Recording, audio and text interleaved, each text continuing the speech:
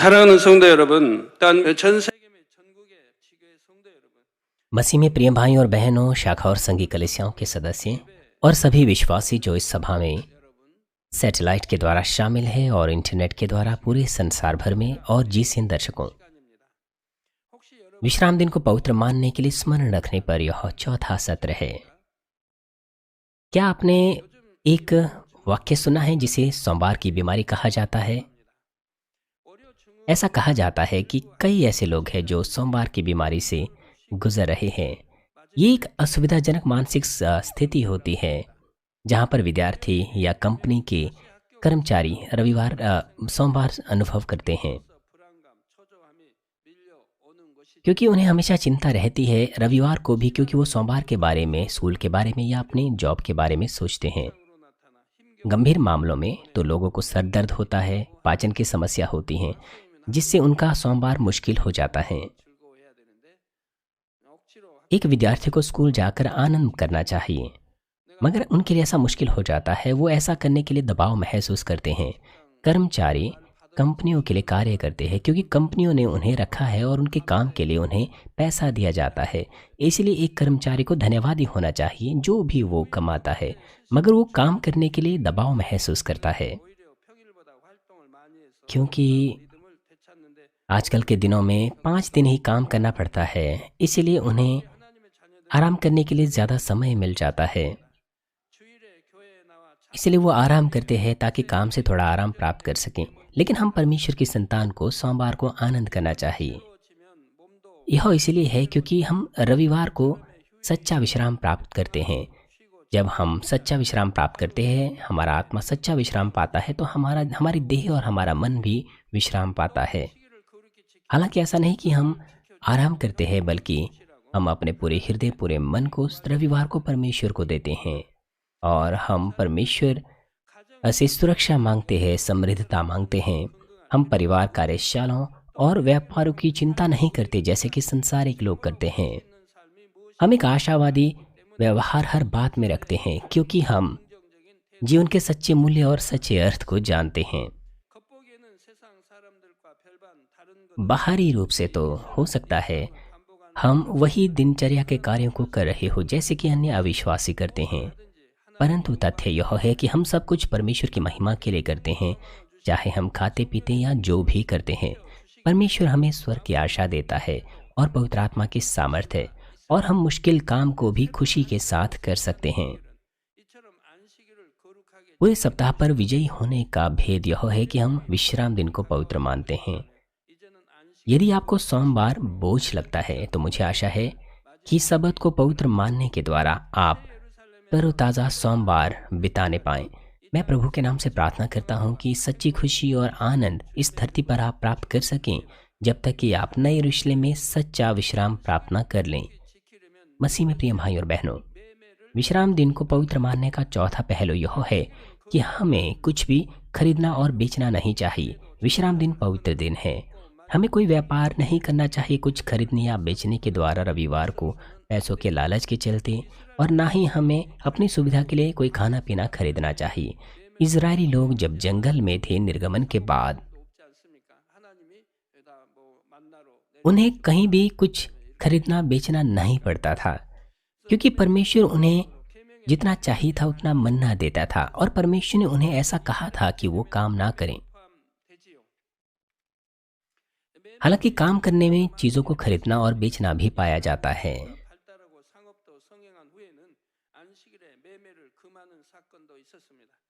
लेकिन जैसे जैसे इज़राइल का जो समाज है वो बढ़ता गया, ऐसी कई घटनाएं हुई जहां सबत पर कोई भी जो लेन देन के कार्य थे उन पर प्रतिबंध लगा दिया गया। नहम्याह 13 अध्याय में हम देखते हैं कि नहम्याह जब यहूदा का राज्यपाल था, उसने कोई भी बिजनेस करने, सबत के दिन बिजनेस करने पर प्रतिबंध लगा दिया था। उस वक्त यहूदा पर्शिया के अधीन था। जो यरूशलेम वो पूरी तरह से उजाड़ हो चुका था युद्धों के कारण। नहम्याह उस वक्त पर्शिया के राजा का एक मंत्री था और उसने राजा से कहा था कि उसे वापस उसके देश में लौटने की आज्ञा दें। उसका मतलब यह था कि वो परमेश्वर से बहुत अधिक प्रेम करता था। और राजा भी उस पर भरोसा करता था। वो यहूदा का राज्यपाल बना और उसने वापस आकर यरूशलेम में यरूशलेम शहर को फिर से बसाया, उसकी शहरपनाह को बनाया लोगों के साथ। वो जानता था यद्यपि वो देश नाश कर दिया गया था, उसकी वजह यह थी क्योंकि लोगों ने परमेश्वर की आज्ञाओं का पालन नहीं किया।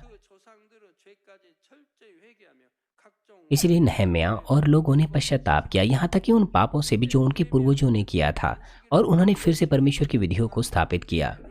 नहम्याह ने सबत को विश्राम दिन को पवित्र मानने के लिए विशेष जोर दिया और तमाम दूसरी कार्यों को करने पर प्रतिबंध लगाया। उसने देखा कि यहूदी लोग कार्य कर रहे थे और अन्य जाति लोग यरूशलेम में सबत के दिन लेन देन करते थे। इसलिए नहम्याह 13:17 में कहता है कि तुम लोग यह बुराई करते हो जो विश्राम दिन को अपवित्र करते हो।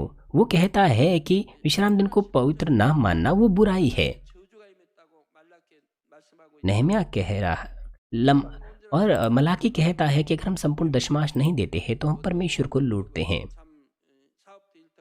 ऐसा हो सकता है कि जब आप संपूर्ण दशमांश ना दें तो आप बीमार पड़ सकते हैं और आपका व्यापार गड़बड़ा सकता है। और नहम्याह कहता है कि अगर आप सबत को पवित्र ना माने तो यह एक बुराई है। आप यहाँ पर कंफ्यूज ना हो। बाइबल कहती है कि अगर हम संपूर्ण दशमांश ना दे तो उससे हमारे ऊपर श्राप आता है, और अगर हम विश्राम दिन को ना माने तो यह बुराई है। इसका अर्थ यह है कि सबत का यह उल्लंघन करना है और यह बुराई है अगर हम सबत के दिन कोई व्यापार करते हैं। और 18 पद में वो कहता है कि क्या तुम्हारे पूर्वजों ने भी यही नहीं किया, जिसके द्वारा शहर पर ये सारे कष्ट तुम पर आ पड़े। हम यहाँ पर देख सकते हैं कि विश्राम दिन को पवित्र ना मानना यह बुराई है और इससे कष्ट आ पड़ते हैं। परमेश्वर कहता है कि विश्राम दिन को उल्लंघन करना यह बुराई है और इससे कष्ट आते हैं, और संपूर्ण दशमांश ना देना अर्थात श्राप है। फिर भी तुम इज़राइल के ऊपर को भड़काते हो कि तुम विश्राम दिन का उल्लंघन करते हो। इज़राइल का इतिहास, उन्होंने परमेश्वर का पालन ना किया और किया, इसी के आधार पर उनके ऊपर या तो आशीषें आई या श्राप आया। आपके साथ भी ऐसा ही है। परमेश्वर के संतान के ऊपर आशीष और श्राप इस बात पर निर्भर करता है कि उन्होंने परमेश्वर की आज्ञा का पालन किया या नहीं। उनके परिवार नाश हो गए। इस प्रकार से आपका परिवार भी नाश हो जाता है, आपके बच्चे, आपका व्यापार गड़बड़ा जाता है। ऐसे में आप सावधानी से अपने आप को जांचें। आप देख सकते हैं कि परमेश्वर का वचन बिल्कुल सटीक है। ऐसा इसीलिए होता है कि परमेश्वर की आज्ञाएं नहीं मानी जाती हैं। इसके द्वारा श्राप, मुश्किलें आपके ऊपर आती हैं। इज़राइली लोग जब परमेश्वर की आज्ञाओं को मानते थे वे समृद्ध होते थे। जिन लोगों ने शांति का अनुभव किया है वो इस बात को जानते हैं। जो आनंद के साथ विश्राम दिन का पालन करते हैं बिना किसी दबाव के, वो जानते हैं कि यह कितना शांतिपूर्ण होता है। जब आप परमेश्वर की आज्ञा मानते हैं तो आनंद, खुशी आपके जीवन में उमड़ती हैं। और यह सिर्फ मेरे ऊपर लागू नहीं होता। वो जो परमेश्वर की आज्ञाओं को मानते हैं और उससे प्रेम करते हैं, आनंद और खुशी उनके जीवन में उमड़ती हैं। इसलिए संसारिक चीजें उनके अंदर नहीं आ सकती। परंतु जब वो अपने आप को आज्ञाओं से दूर करते हैं तो फिर उनके ऊपर मुश्किलें आती है, जैसे इज़राइलियों के ऊपर आया था। जब उन्होंने परमेश्वर की आज्ञाओं को नहीं माना तो उनके ऊपर हमले हुए, बीमारियां और अन्य मुश्किलें उनके ऊपर आई। और जब आप इस तरह से पारिवारिक समस्याएं, बीमारी या दूसरी आपदाओं का सामना करते हैं तो शारीरिक कारणों का समाधान करके आप उनको नहीं सुलझा सकते हैं। आपको आत्मिक पहलुओं को देखना चाहिए, अर्थात परमेश्वर के साथ संबंधों को आपको सुलझाना चाहिए ताकि आप सिद्धांतिक समस्या को सुलझा सकें। क्योंकि आपने वचनानुसार जीवन नहीं जिया, इसलिए निरंतर आपको पश्चाताप करना चाहिए। वचनानुसार जीना चाहिए तो आपदाएं दूर हो जाएगी और आप आशीष पाएंगे। बेशक आपने पूरी तरह से पश्चाताप कर दिया है, मन फिरा दिया है, लेकिन अगर आपने जानबूझकर पाप किया है तो फिर आपके किए हुए पाप के लिए आजमाइश आपके ऊपर आ सकती हैं। परंतु जब आजमाइशें समाप्त हो जाती हैं तो पूरी तरह से चीज़ें जैसी की तैसी हो जाएगी और आप परमेश्वर के अनुग्रह और प्रेम में निवास करेंगे। नित्य वचन 1:33 कहता है परंतु जो मेरी सुनेगा वह निडर बसा रहेगा और बेखटके सुख से रहेगा। 하나님 말씀을 산다면 재앙이라는 게 오지 않는 जब आप परमेश्वर के वचन में निवास करते हैं 것을 기록하고 तो फिर बुराई आपके ऊपर नहीं आती हैं। 유다 ये 백성들은 ये 이렇게 28 अध्याय व्यवस्था विवरण में लिखा हुआ है। 어떤 것을 प्यारे भाई और बहनों, यहूदी लोग 백성 앞에서 율법을 केवल तब 낭비하는 पछताए 백성들은 그것을 जब उनका देश नाश हो चुका था। 회개합니다. एजरा ने परमेश्वर की व्यवस्था पढ़ी और उसने लोगों को सुनाया और वह आंसू के साथ पश्चाताप करने लगे और फिर उन्होंने व्यवस्था को मानना शुरू किया और वचनानुसार जीना शुरू किया। नहम्याह ने सबत के शुरू होने से पहले शहर के द्वारों को बंद कर दिया ताकि वो जो चीज़ों को बेचने आते थे वे अंदर या बाहर वहां से आ जा ना सकें। 성문을 지켜 लेवियों ने अपनी देहों को पवित्र किया 안식일 다음 날에 और द्वार फाटकों पर पहरेदार रखे गए। उन्होंने व्यापारियों को बाहर निकाल दिया जो शहर पनाह के बाहर सोते थे, जो अपनी चीज़ों को सबत के तुरंत बाद बेचना चाहते थे। जिस प्रकार नहम्याह ने और लोगों ने कड़े रूप से अपने शहर की सुरक्षा की, उसी प्रकार से हमें भी कड़े रूप से अपने हृदय की सुरक्षा करनी है। जब व्यापारी शहर के अंदर सबत के तुरंत बाद अपनी चीज़ों को बेचने के लिए आते थे तो इस्राएलियों ने उसे शहर के पास आने तक की अनुमति नहीं दी 아예 미혹받지 않는 ताकि वे धोखा ना खा सकें। हर उस चीज़ से उन्होंने मुक्ति प्राप्त करी जिसके द्वारा वो धोखा खा सकते थे। हमें भी उन चीज़ों से दूर रहना चाहिए जिसके द्वारा हम सबत का उल्लंघन कर लेते हैं 않을 ताकि हम उसे पवित्र मान सकें। 말아야 돼. इसीलिए हर उस चीज़ से आपको मुक्ति प्राप्त करनी चाहिए जिसके द्वारा आप सबत का उल्लंघन करते हैं। 하는 하나님 앞에 इस प्रकार से सबत को पवित्र मनाने के द्वारा नहम्याह ने परमेश्वर के सामने बहुत ही साहस के साथ अंगीकार किया। नहम्याह 13:22 में लिखा है 기억하옵시고 무슨 일을 기억 이렇게 안식일을 लिखा है कि हे मेरे परमेश्वर, मेरे हित के लिए यह भी स्मरण रख। 맺고 이방인이 성에 들어오는까지도 안식일을 다음 날 들어오려고 लिखा है ताकि विश्राम दिन पवित्र माना जाए। 자는 것까지 पवित्र दिन को, विश्राम दिन को पवित्र मानने के लिए उसने ये सब बातें कहीं। 미혹받지 않다. उसने कड़े रूप से विश्राम दिन को पवित्र माना। उसने अपने विश्वास को बनाए रखा ताकि लोग धोखा ना खाएं। 이런 이 일도 기억하옵시고 और वो कहता है 큰 은혜대로 나를 아끼시옵소서. कि अपनी दया और करुणा के अनुसार मुझ पर दया कर। 사랑하는 자들아 पहला यूहन्ना 3:21 और 22 में लिखा है, हे प्रियो, यदि हमारा मन हमें दोष ना दे 앞에서 담는 तो हमें परमेश्वर के सामने हियाव होता है 바를 그에게 और जो कुछ हम मांगते हैं 그의 계명 वह हमें उसे मिलता है क्योंकि हम उसकी आज्ञाओं को मानते हैं। 계명들을 अर्थात वो परमेश्वर के वचन के अनुसार जीते हैं और जो उसे भाता है वही करते हैं 계명들을 지키니까 당연히 하나님 앞에서 기뻐하시겠다. क्योंकि वे परमेश्वर की आज्ञाओं को मानते हैं, इसलिए वो वही करते हैं जो परमेश्वर को भाता है कि नहीं? 안식일을 거룩히 지켜 क्योंकि नहम्याह ने विश्राम दिन को पवित्र माना, इसलिए वो साहस से परमेश्वर से आशीषें मांग सकता था। 그러므로 여러분도 안식일을 इसलिए 지켜서 मैं आशा करता हूँ कि आप भी परमेश्वर से प्रेम करने का प्रमाण दिखाएं विश्राम दिन को पवित्र मानने के द्वारा। 복을 구하시기 तो फिर आप भी परमेश्वर से आशीषों की मांग साहस के साथ कर सकते हैं। खास तौर पर विश्राम दिन को पवित्र मानने के लिए मैं आपसे आग्रह करता हूँ कि सबत के दिन जो भी आपको आवश्यकता है उसे पहले ही आप खरीद लें। 어려울 게 없어요. विश्राम दिन को पवित्र मानने में कुछ भी मुश्किलें नहीं है, यह बिल्कुल मुश्किल नहीं है। 저는 지혜롭게 해야 됩니다. 아직 하나님 जब आप नए विश्वासी के घर जाते हैं या उसे सलाह देते हैं तो आपको शातिर होना चाहिए, बुद्धिमान होना चाहिए। यदि आप नए विश्वासियों को ये कहे 안 그러면 재앙 जो कि परमेश्वर के वचन का एहसास नहीं करता 수도 있지. कि वे आपदा का सामना करेंगे अगर वो प्रभु के दिन को पवित्र ना माने, रविवार के दिन अपनी दुकान को अगर वो बंद ना करें 교회를 떠난다면 तो उनके लिए यह ठोकर का कारण होगा। यह उनके लिए दुखद बात होगी कि वो चर्च को छोड़ के चले जाएंगे क्योंकि यह वचन उनके लिए बोझ बन जाएगा। यह बिल्कुल ऐसे है जैसे कठोर भोजन आप नए बच्चे को देते हैं, इससे समस्या होती है। 하는 거 아니에요. 어린아이 초신자 आपदाएं 안식일 어겼다. ऐसे ही किसी के ऊपर नहीं आती हैं। 언제나 11조 하지 않았다고 저주가 임하는 게 아니에요. ऐसा नहीं है कि वो जो नए विश्वासी है कष्ट उनके ऊपर केवल तभी आएंगे जब वो विश्राम दिन को पवित्र नहीं मानेंगे या फिर वो संपूर्ण दशमांश नहीं देंगे। 하시느냐? ऐसा नहीं है। और क्यों है ऐसा? 부모님들이 자녀들을 낳아 मान लीजिए 아이들을 키울 때 माता पिता ने एक नए जन्मे बच्चे को जन्म दिया। 잘 모르겠네. वो सिर्फ 100 दिन का बच्चा है। 돌쯤 되면은 소변 대번 가리는지 본인이 다 치웁니까? तो क्या ये बच्चा इतना बड़ा है कि वो खुद से स्कूल जा सके? 그러면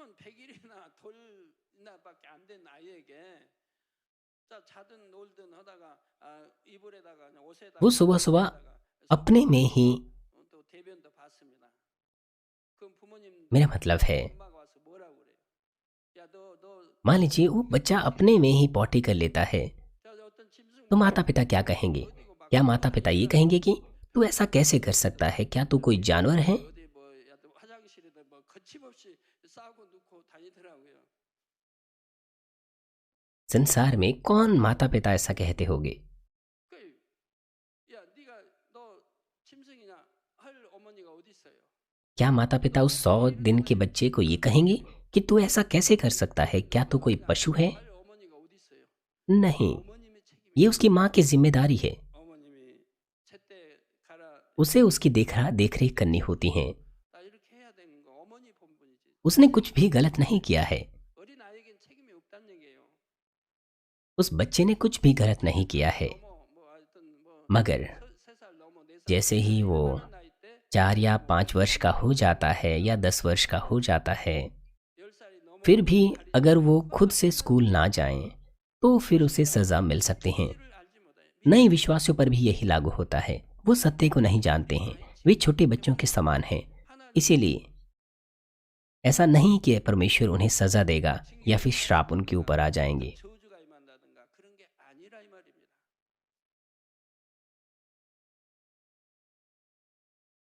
자, 믿음이 아주 연약한 사람이 यदि कोई व्यक्ति जिसका विश्वास छोटा है 예수다고 해서 अपनी दुकान को खोलता है और रविवार की सभा के बाद दुकान खोलकर कुछ बेचता है, तो ऐसा नहीं है आवश्यक रूप से कि उसे तुरंत सज़ा मिलेगी। 할 만한 때. जब उसका विश्वास पर्याप्त रूप से बढ़ेगा तो परमेश्वर के कार्य उसके साथ होंगे। 근데 믿음이 भले ही उसका विश्वास पूरा ना हो, लेकिन वो सत्य को जानता है जो उसने सुना होगा। 알기는 해요. 지킬 कभी कभार वो वचन को मानता है, लेकिन कभी कभार ऐसा होता है कि वो नहीं मान पाता है। इसका मतलब यह है कि वो 3 या 4 वर्ष का हो चुका है 안 지킬 때 और इस स्तर पर 친 정도는 해줘요. 떼치. यदि वो विश्राम दिन को पवित्र ना माने तो परमेश्वर हल्की सजा उसे देता है, कड़ी नहीं बल्कि हल्की, 이 말이에요. ताकि वो समझ सके। 이제 지킬 때가 됐지 않느냐. 이제 지켜라. 깨달음 주기에서 살짝 하나님 하세요. 그러면 이제 उसे थोड़ी सजा देता है, हल्की सजा देता है कि क्या यह विश्राम दिन को पवित्र मानने का समय नहीं है? आप इसे अब माने। 바뀌어가게 되는 거죠. तब वह इसको एहसास करना शुरू कर देगा। 믿음의 분량대로 섬세하게 이끌어 가십니다. ये मुश्किलें 스스로 안식일을 기쁘게 지킬 수 있을 때까지 ये मुश्किल मेरे ऊपर इसलिए आई है क्योंकि मैंने विश्राम दिन को पवित्र नहीं माना। इस तरह से वो फिर धीरे धीरे करके मानने लग जाता है। 뜻을 가르쳐 주어야 합니다. परमेश्वर धीरे धीरे करके विश्वास में उनकी अगुवाई करता है। 거룩히 지킬 때 परमेश्वर उन्हें एहसास कराता है, अनुभव कराता है कि उन्हें विश्राम दिन को आनंद से पवित्र मानना है। 가끔가다 그런 간증 तो आशीषें उनके ऊपर आती हैं 되지. जब वो विश्राम दिन को पवित्र मानते हैं। समय समय पर नए विश्वासियों से मुझे इस तरह की गवाही सुनने को मिलती हैं। कोई व्यक्ति अभी अभी चर्च में आया था, परंतु वो विश्राम दिन को पवित्र मानता है, संपूर्ण दशमांश देता है, उत्साही प्रार्थनाएं करता है। 하죠. 그지만 그게 जब कभी ऐसे लोगों को मैं देखता हूँ मुझे खुशी होती है, 그래요. 그러면 और वो अगर ऐसा करता रहे तो मुझे और भी अधिक खुशी होगी। 저렇게 그냥 그렇게 어렵게 왔는데 और अब 왔는데 चर्च आने से पहले उसे बहुत सारी मुश्किलें आ रही थी, परंतु चर्च में पंजीकरण करने के बाद जैसे ही उसने विश्राम दिन को पवित्र मानना शुरू किया, संपूर्ण दशमांश देना शुरू किया, सारी सभाओं में आना शुरू किया, उत्साही प्रार्थनाएं करनी शुरू की, तो वो चंगा हो गया। उसके कष्ट सब ठीक हो गए और उसने उत्तर प्राप्त किए। 예, 하나님의 종들은 그런 때 힘을 받는 इस तरह की गवाहियों को सुनने पर परमेश्वर के दास उत्साही होते हैं, वो उत्साह से भर जाते हैं। 자, 간증을 들려주면 믿음을 심어주고 기도해주면 결국 यदि आप अपनी गवाही दें कि उनमें विश्वास उत्पन्न हो सके और उनके लिए प्रार्थना करें, तो अंत में 믿음도 있는 वे अपनी इच्छा से विश्राम दिन को पवित्र मान पाएंगे। परंतु यदि कोई परमेश्वर की इच्छा को जानता हो, जिसके पास विश्वास है, फिर भी अपनी इच्छा और सुविधा के चलते रविवार को चीज़ों को बेचता और खरीदता है, तो आजमाइशें उसके ऊपर आएगी। परमेश्वर उसे सुरक्षा नहीं देगा, भले ही परमेश्वर चाहता भी हो, अगर वो परमेश्वर के न्याय के अनुसार उचित ना हो। 있습니다. परंतु यहाँ पर कुछ विशेष मामले हैं जहाँ पर अनुमति होती है। मगर फिर से यहाँ महत्वपूर्ण बात यह है कि सच्चे हृदय से विश्राम दिन को पवित्र माना जाना चाहिए। लूका 6 अध्याय में यीशु विश्राम दिन के बारे में सिखाता है। 그래서 밀밭 사이로 यीशु 새 제자들이 सबत के दिन किसी बारी से गुजर रहा था।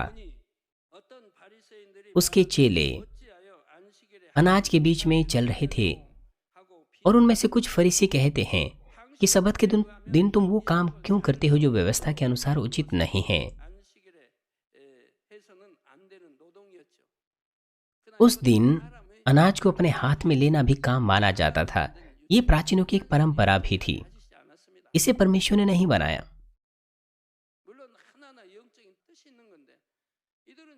परमेश्वर की हर आज्ञा में आत्मिक अर्थ पाया जाता है। आपने लेवी अवस्था के ऊपर संदेश सुने हैं। आप आत्मिक अर्थ को जानते हैं,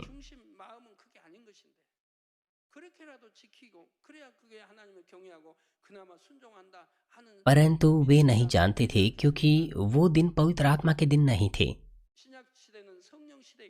इसीलिए परमेश्वर ने अपनी व्यवस्था बनाई ताकि लोग उसका भय मान सके, उसकी आज्ञा का पालन कर सके और कम से कम विश्वास प्राप्त कर सकें। मगर नए नियम के दिन पवित्र आत्मा के दिन है। पवित्र आत्मा हमारी मदद कर सकता है कि हम पुराने नियम की व्यवस्था को एहसास कर सकें जो आत्मिक रूप से बदल गई हैं। पुराने नियम में लोगों को अपने दाहिने गाल को आगे फेरना होता था जो उनके बाएं गाल पर मारते थे। लेकिन नए नियम में यह बदल गया है। नए नियम में यह बदल गया है कि आप अपने शत्रुओं से प्रेम रखें। हम मेरा मतलब है, पुराने नियम की व्यवस्था में अगर कोई दाहिने गाल पे मारता तो उसके दाहिने गाल पर मारा जाता था। लेकिन नए नियम में यह व्यवस्था बदल गई। नए नियम में हम अपना बायां गाल भी उसकी ओर फेर देते हैं। जो हमारा कोई भीतरी वस्त्र लेता है तो बाहरी भी उसको दे दिया जाता है। लिखा है क्योंकि परमेश्वर के घर में गया, और यहाँ पर लिखा है क्योंकि वह क्योंकर परमेश्वर के घर में गया और भेंट की रोटियां लेकर खाई, जिन्हें खाना याजकों को छोड़ और किसी को उचित नहीं था, और अपने साथियों को भी दी। और उसने उनसे कहा, मनुष्य का पुत्र सबत के दिन का भी प्रभु है। परमेश्वर नहीं कहता कि यह पाप है कि आप रविवार को भोजन बनाते हैं। मेरा मतलब है, परमेश्वर नहीं कहेगा कि आपने उल्लंघन किया है सबत का। हमारा प्रभु प्रेम है, परमेश्वर प्रेम है। ये स्वाभाविक है कि आप खाना खाते हैं जब आप भूखे होते हैं। आज भी इजरायली लोग सबत को आग नहीं जलाते हैं। वो सबत को आग नहीं जलाते हैं। क्या आपको लगता है कि परमेश्वर हमसे ऐसा चाहता है? बल्कि परमेश्वर चाहता है कि हम आग जलाएं और स्वादिष्ट भोजन खाएं। इस प्रकार सच्चे हृदय से विश्राम दिन को पवित्र मानना होता है, जिससे हम हमारे प्रभु जो सबत का दिन का भी प्रभु है उसकी इच्छा को समझ सकें। और चर्च पर भी यह लागू होता है। जैसे कि चर्च में बुक स्टोर है, चर्च का स्टोर है, और हमने क्यों उन्हें बनाया है? हमने उन्हें अच्छे उद्देश्य से बनाया है ताकि जो सदस्य हैं वो विश्राम दिन को पवित्र मान सकें। लेकिन क्या वो भी बेचना और खरीदना नहीं है? उन पुस्तकों का उद्देश्य क्या है? अगर आप पुस्तकालय में जाते हैं, हम बाइबल बेचते हैं, प्रेस स्तुतियाँ और सरमन टेप्स बेचते हैं जो मसीह जीवन के लिए आवश्यक है, जो हमें आत्मिक जीवन देते हैं। वो ऐसी चीज़ों को बेचते हैं ताकि हमारा आत्मा और प्राण समृद्ध हो, आपको आत्मिक जीवन मिल सके। इसीलिए आत्मिक जीवन देने वाली चीज़ों के अलावा कोई और वस्तुओं को बेचना उसकी अनुमति नहीं है। वो पैसा कमाने के लिए कोई अन्य वस्तु नहीं बेचते हैं और ना ही उसकी कोई अनुमति है। वो उन चीज़ों को अपनी अभिलाषा के चलते नहीं बेच रहे हैं, ना ही खरीद रहे हैं। चर्च का स्टोर या फिर वेंडिंग मशीन्स वो वहाँ पर इसीलिए है ताकि जो बच्चे हैं या नए विश्वासी है वो चीज़ों को खरीदने बाहर ना जाएं। कुछ माता पिता अपने बच्चों के लिए पहले से स्नैक्स तैयार नहीं रखते हैं। अगर उनके बच्चे रोने लग जाए, स्नैक्स मांगने लग जाएं, तब क्या होगा? तो क्या फिर हम उन्हें छोड़ दें कि वो संसार में जाकर के विश्राम दिन का उल्लंघन करें? और साथ ही जब कोई नए विश्वासी चर्च में आते हैं तो उन्हें चर्च में शामिल होना बड़ा मुश्किल लग सकता है अगर वो लंच में कॉफ़ी तक ना पी सकें। और कुछ लोगों को खाना खाने के बाद या तो कॉफ़ी चाहिए होती है या कुछ दूसरा पेयजल चाहिए होता है। इसलिए चर्च में हमने ये चीज़ें रखी हैं ताकि इस तरह की कोई समस्या ना आए। इसलिए ये जो फैसिलिटीज़ है, ये सब चीज़ें इसीलिए है ताकि आत्माएं उद्धार प्राप्त कर सकें।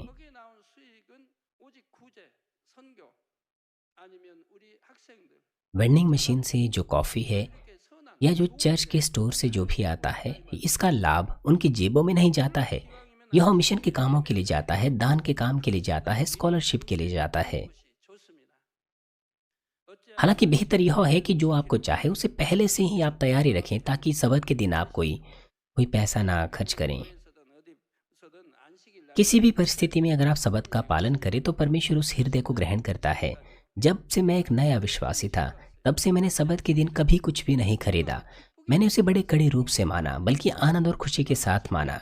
ऐसा करने का दबाव नहीं था मुझ पर, और जब से यह आदत बन जाती है तब से यह मुश्किल नहीं होता है। 타고 가다가도 यहाँ तक कि अगर मुझे प्यास भी लगती थी, 준비해 간 걸로 मैं कभी भी पीने के लिए नहीं कुछ खरीदता था। 뜨뜻한 거 마실 수밖에.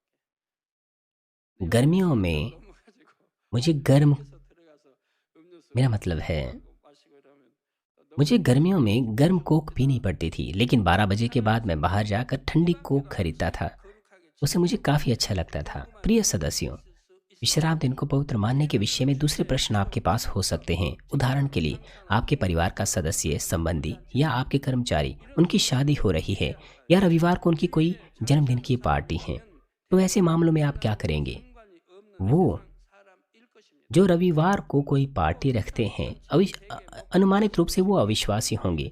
ज़्यादातर पार्टियों में शराब पीना और दूसरी चीज़ें होती हैं, अपना आनंद मनाना होता है। इसीलिए आप जिनके पास विश्वास है, आप असल में ऐसी जगह पर नहीं जाना चाहते हैं रविवार को। आप वहाँ नहीं जाना चाहेंगे। रविवार को किसी भी संसारिक पार्टी में, चाहे कैसी भी परिस्थिति क्यों ना हो, अगर आप अपना विश्वास दिखा रहे हैं 주일에 세상 모임에 लंबे समय से, तो आपके आसपास के लोग जानते हैं आपको। वो आपको गलत नहीं समझेंगे, चाहे रविवार को आप उनके साथ ना भी जाएं। उदाहरण के लिए, जब कुछ मसीही बिल्कुल भी शराब नहीं पीते हैं, 평소에 신실한 तो हो सकता है किसी प्रकार का विरोध या सताव वो महसूस करें। लेकिन जैसे ही एक विश्वास योग्य मसीह के रूप में आप पहचान पाते हैं, तो आसानी से ऐसी परिस्थिति से आप बाहर निकल आते हैं। यहाँ तक कि वो लोग भी जो आपको गलत समझते हैं, परमेश्वर उस सताव को या गलत फहमी को दूर करेंगे। जब आपको किसी काम पर रखा जाता है, तब दूसरे लोग आपको उस वक्त नहीं जानते हैं। आपको गलत समझा जाता है, क्योंकि आप उस कंपनी में ना तो उनके साथ खाते हैं ना पीते हैं। कुछ लोग आप पर गुस्सा हो सकते हैं, 세월이 지나고 보면 मगर जैसे जैसे समय गुजरता है, आप पहचान पाते हैं इस सच्चे मसीही के रूप में। उन आसपास के लोगों के द्वारा आप आदर प्राप्त करते हैं। लोग आपको पहचानते हैं, वो आप पर भरोसा करते हैं। 마셨다고 너 회사 그만둬 사표 써내. तब वो आपके ऊपर दबाव नहीं डालेंगे 만약에 그런다면 그건 100% कि आप इस्तीफ़ा दे दो सिर्फ इसलिए क्योंकि आप उनके साथ खाते पीते नहीं हैं। 그런 और अगर आपको करना पड़े तो आप इस्तीफ़ा दे दीजिए और ऐसी कंपनी में ना जाएं। 참석할 수 없는 이유를 संसारिक पार्टी में जाना भी बिल्कुल ऐसे ही है। 진심을 전달한다면 오해할 संसारिक लोग समझेंगे। अगर आप उन्हें कारण बताएं, उन्हें बधाई दें, अपने धन्यवाद का हृदय उनके ऊपर प्रकट करें। 자손이 참 얼마나 많아요. 엄마, 부모님 또는 할머니, मेरे 6 भाई और 6 बहनें हैं मेरे परिवार में। ये हमारा परिवार बहुत बड़ा है और मेरी पत्नी के 9 है। 저도 उनके बेटे बेटियां हैं, उनके दूसरे भी चचेरे भाई बहन हैं। 개척에서 지금까지 그뭐 शुरुआत में इस कलीसिया की जब शुरुआत हुई थी, तब बहुत सारी शादियां हमारे परिवार में हुआ करती थी। कई तरह की पार्टियां हुआ करती थी। 그런데도요 감사하게 주일날 안 하는. लेकिन मैं धन्यवादी हूँ। 지금은 대부분 복음화 돼서 당연히 यहाँ तक कि 1980 के दशक में 됐을 때도 주일날 안 해요. 왜? 저희 जब हमने सुसमाचार भी नहीं सुना था, 하면 안올 거 뻔하니까. 그래 토요일날 해야.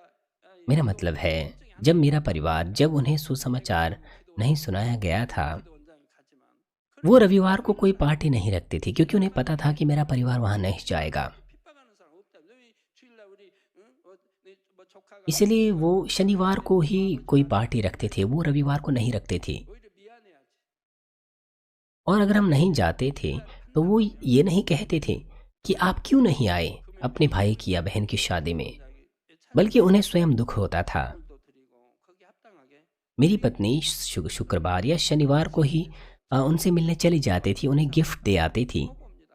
그럼 아무도 타다는 और हम रविवार को नहीं जाते थे, और उसके लिए हम पर कोई दोष भी नहीं लगाता था। 뭐 안식일도 안 지키고 안식일도 오지 않고 하고 핍박한다면 여러분이 यदि ऐसी पार्टी में रविवार को ना जाने के लिए आपके ऊपर सताव होता है, तो इसका मतलब यह है कि आपका व्यवहार या आपके काम वो उचित नहीं थे। यदि आप एक मसीह के रूप में उचित व्यवहार करते हैं तो फिर सताए जाने का आपके ऊपर कोई कारण नहीं होता। अगर वो आपसे प्रेम करते हैं तो वो रविवार को ऐसा नहीं करेंगे। नई विश्वासियों को यह चीज़ कुछ मुश्किल लग सकती हैं। उदाहरण के लिए, जब कोई अविश्वासी करीबी संबंधी रविवार को शादी कर रहे हैं तो फिर मसीह लोग, जो विश्वासी लोग उनके संबंधी होते हैं, वो चिंता में आ जाते हैं कोई नकारात्मक प्रतिक्रिया का उन्हें सामना ना करना पड़े। परंतु उन्हें आराधना सभाओं को नहीं छोड़ना चाहिए। रविवार को जाने से पहले उन्हें आराधना सभा को नहीं छोड़ना चाहिए। उन्हें सभा में शामिल होना चाहिए और रिसेप्शन के बाद उन्हें वापस आ जाना चाहिए, क्योंकि ये उचित नहीं है कि शादी के बाद वो नाच गाने में या उनके साथ खाने पीने लग जाएं। जहाँ पर लोग खाते पीते हैं विश्वासियों के लिए, वहाँ पर शामिल होना उचित नहीं है। हालांकि नए विश्वासियों का विश्वास कमजोर हो सकता है, परमेश्वर उनकी ऐसे में निंदा नहीं करेंगे। इसलिए भले ही आप शादियों में जाते हैं, लेकिन मैं आपसे विनती करता हूँ कि आप इस तरह की चीज़ों का आप वहाँ पर आनंद ना लें। हालांकि अगर आप बार बार इन कामों को करते रहें तो आपका मन आदत पड़ जाएगी उसको कि आप लगातार या बार बार शब्द के दिन का उल्लंघन करते हैं। मुझे आशा है कि आप तेज़ी से अपने विश्वास में बढ़ें, ताकि कुछ भी ऐसा ना हो जो आपको बाधित करे कि आप पूरी तरह से शब्द के दिन का पालन न कर सकें। लेकिन यहाँ तक कि जिनके पास विश्वास है, हो सकता है उन्हें भी दूसरे आत्माओं के चलते संसारिक पार्टी में जाना पड़े। मान लीजिए कोई नया विश्वासी रविवार को शादी कर रहा है और वो पास्टर या किसी लीडर को आमंत्रित करता है। अगर वो ना जाए तो यह आत्मा ठोकर खा सकती हैं, क्योंकि नया विश्वासी अभी विश्राम दिन को मानने के बारे में नहीं जानता है। इसलिए वो निमंत्रण भेज सकते हैं। इसीलिए यहाँ पर लीडर या पास्टर को जाना पड़ सकता है। यह आत्माओं को बचाना है, इसलिए यह विश्राम दिन को उल्लंघन करना नहीं है।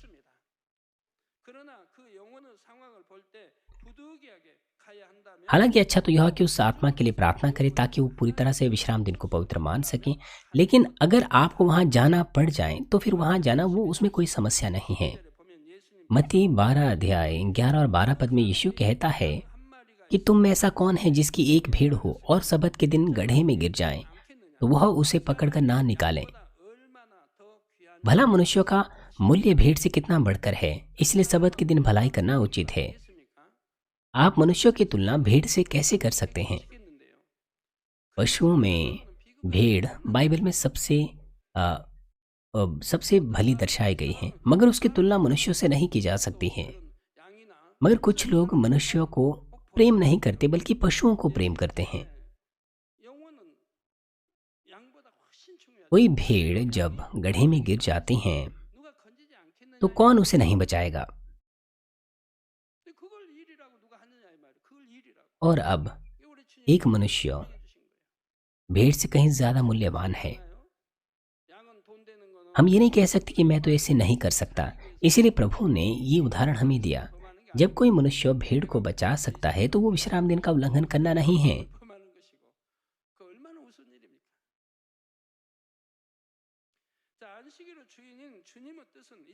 प्रभु की इच्छा, जो कि सबत का भी प्रभु है, वो यह है कि वो जीवन बचाएं।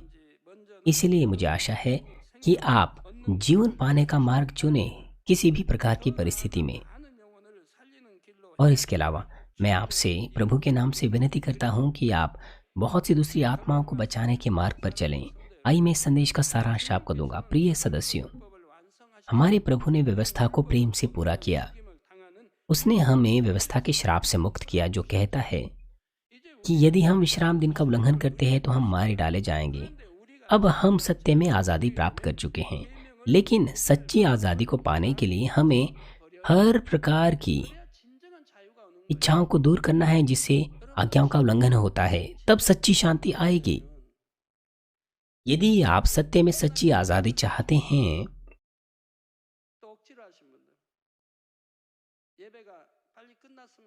मान लीजिए मसीह जीवन जीना यदि आपको मुश्किल लगता है,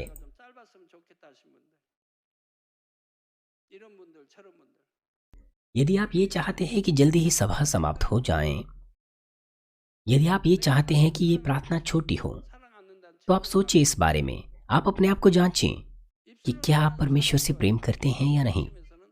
आप कहते हैं कि आप परमेश्वर से प्रेम करते हैं अपने होठों से, परंतु आपके हृदय में परमेश्वर के लिए प्रेम नहीं है। भले ही आप कहते हैं कि परमेश्वर मैं आपको याद करता हूँ, परंतु परंतु आप सचमुच परमेश्वर को याद नहीं करते हैं। हो सकता है आप अपने बॉयफ्रेंड को, गर्लफ्रेंड को याद करते हो या अपने भाई बहनें, माता पिता को याद करते हो, मगर आप परमेश्वर को इतना नहीं करते हैं। परमेश्वर कहता है कि आप इस तरह के काम ना करें जिससे वो घृणा करता है, परंतु आप दूसरों से बैर रखते हो, आप दूसरों से जलन रखते हो, आप दूसरे विद्यार्थियों से बैर रखते हो। यदि उन विद्यार्थियों को अध्यापक से प्रशंसा मिलती है या जब दूसरे आपकी प्रशंसा करते हैं तो आप अहंकारी बन जाते हैं। हमने ऐसे बहुत से लोगों को देखा है। इसलिए हमारे प्रभु ने अपने चेलों की प्रशंसा नहीं की, उसने उन लोगों की प्रशंसा की जो उसके साथ नहीं थे। उदाहरण के लिए विधवाएं थी और वो सेनापति और अन्य दास। हमारे प्रभु ने कहा कि उसने इस तरह का विश्वास इज़राइल में कभी नहीं देखा।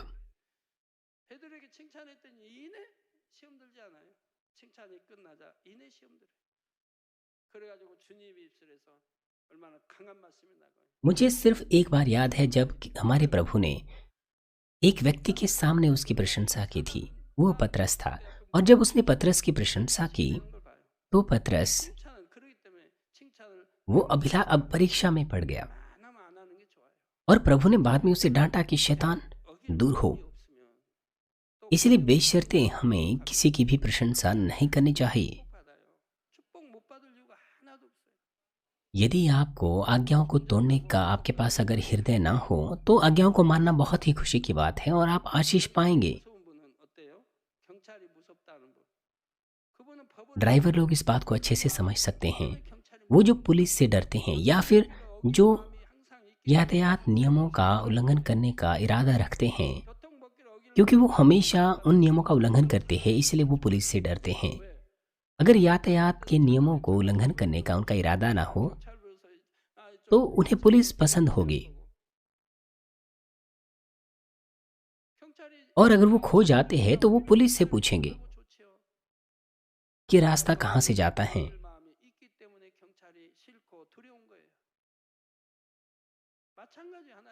वो पुलिस से पूछेंगे। लेकिन अगर आप पुलिस से डरते हैं तो मतलब है कि आपका इरादा गलत है, आप नियम का पालन नहीं करते। परमेश्वर के नियमों पर भी यही लागू होता है। पहला पतरस 2:16 में लिखा है, और अपने आप को स्वतंत्र जानो, पर अपनी इस स्वतंत्रता को बुराई के लिए आड़ ना बनाओ, परंतु अपने आप को परमेश्वर के दास समझकर चलो। जब हमारे हृदय में किसी भी प्रकार की परिस्थिति में परमेश्वर की इच्छा का अनुसरण करने का हृदय होता है तो हम हमेशा सावधान रहेंगे, हम पाप नहीं करेंगे। और अगर हम पाप करते हैं तो हम आजमाइश और परीक्षाओं का सामना करेंगे जो शायद जिसके जो पाप की वजह से आती हैं। विश्राम दिन को पवित्र मानने पर भी यही लागू होता है। परमेश्वर ने विश्राम दिन को मानने की सीमाओं को बढ़ा दिया है, लेकिन अगर इसके उल्लंघन करने की हमारे पास इच्छा हो तो फिर हम मृत्यु का भी सामना कर सकते हैं और सच्ची आज़ादी का हम आनंद नहीं ले पाएंगे। इसलिए मुझे आशा है कि अपने पूरे हृदय से और परमेश्वर के प्रति सच्चे प्रेम के द्वारा अपने हृदय से आप विश्राम दिन का पालन करें। विश्राम दिन को पवित्र मानने के लिए सबसे पहले हमें कोई संसारिक काम नहीं करना चाहिए और चर्च में आराधना करनी चाहिए। दूसरा, हमें अपनी पूरी देह को पवित्र रखना चाहिए। और तीसरा, हमें संपूर्ण दिन परमेश्वर को देना चाहिए। और चौथा, हमें सब्त के दिन चीज़ों को खरीदना और बेचना नहीं चाहिए। सब्त के दिन को पवित्र मानने के द्वारा मुझे आशा है कि इस धरती पर आप सच्चा विश्राम पाएं और साथ ही स्वर्ग के राज्य में जाएं और अनंत विश्राम प्राप्त करें। आप नए यरूशलेम में जा सकें, जो सबसे सुविधाजनक और खुशी भरा स्थान है। नए यरूशलेम में, स्वर्ग में प्रभु यीशु मसीह के नाम से मैं प्रार्थना करता हूँ। आइए संदेश पर सोचते हुए सभी लोग साथ मिलकर प्रार्थना करेंगे। 습니다. 아버지 매매하지 말 것을 말씀 들었습니다.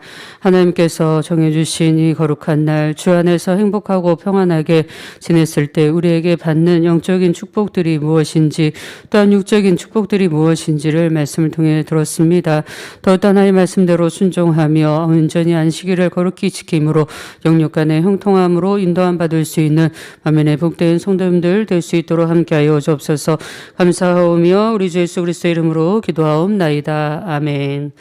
당회장님의 환자를 위한 기도를 받겠습니다.